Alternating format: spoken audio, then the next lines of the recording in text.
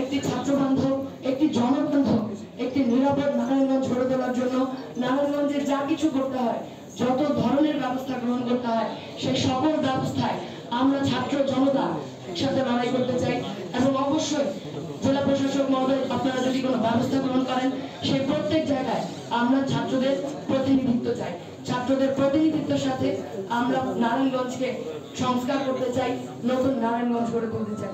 এবং আবারও বলছি, নারায়ণগঞ্জে যত ধরনের হামলা হয়েছে, যারা নিহত হয়েছে, তাদের একটি সঠিক তালিকা আমরা চাই।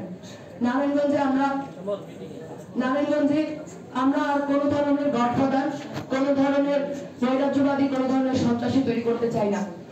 আমরা স্পষ্টভাবে বলছি, নারায়ণগঞ্জকে আমরা নতুন ভাবে গড়ে তুলতে চাই।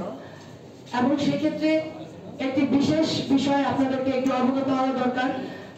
এই পুরো আন্দোলনে অসংখ্য ছাত্রদেরকে গ্রেপ্তার করা হয়েছে, তাদেরকে কারাবন্দী করা হয়েছে। আমরা সেই প্রত্যেক ছাত্রের মুক্তি চাই।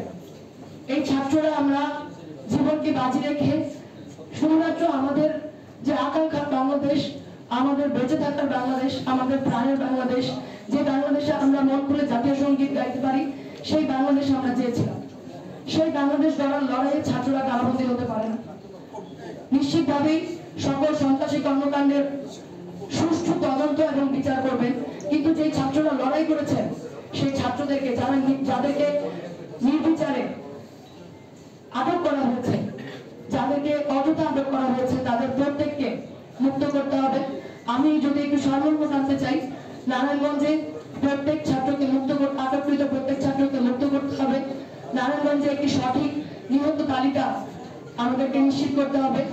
নারায়ণগঞ্জে যারা সন্ত্রাসী কার্যক্রম চালিয়ে এসেছে, যারা অস্ত্র হাতে মহড়া দিয়েছেন, তাদেরকে খুঁজে বের করতে হবে, তাদেরকে বিচারের আওতায় আনতে হবে। নারায়ণগঞ্জে ছাত্র সংসদ নির্বাচন নিশ্চিত করতে হবে এবং নারায়ণগঞ্জের প্রত্যেক ক্ষেত্রে ছাত্র প্রতিনিধিত্ব নিশ্চিত করতে হবে। এবং আমরা জানি আমাদের নারায়ণগঞ্জে যে প্রাণের সন্তান আমাদের ভাই টকি, সেই টকিকে আমরা দেখেছি কিভাবে তারা নারায়ণগঞ্জের গডফাদাররা হত্যা করে তার লাশ শীতলক্ষায় ছুঁড়ে ফেলেছে। আমরা নারায়ণগঞ্জের ছাত্ররা টকিকে ধারণ করি এবং টকির সাহস, টকির মেধাকে নিয়ে আমরা সামনে আগাতে চাই। নারায়ণগঞ্জে অনতি বিলম্বে যত দ্রুত সম্ভব টকি হত্যার বিচার নিশ্চিত করতে হবে।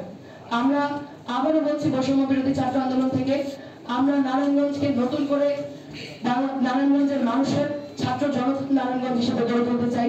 নারায়ণগঞ্জের জন্য উপযোগী, ভয়হীন একটি নারায়ণগঞ্জ গড়ে তুলতে চাই।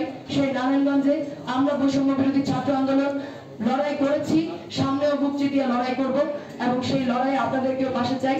এবং আবারও বলছি, প্রত্যেক জায়গায় ছাত্র প্রতিনিধিত্ব নিশ্চিত করতে হবে। আমরা এখনো রাজপথে আছি, নারায়ণগঞ্জের সংস্কার ছাড়া আমরা রাজপথ ছাড়বো না, এটাই আমাদের মূল কথা।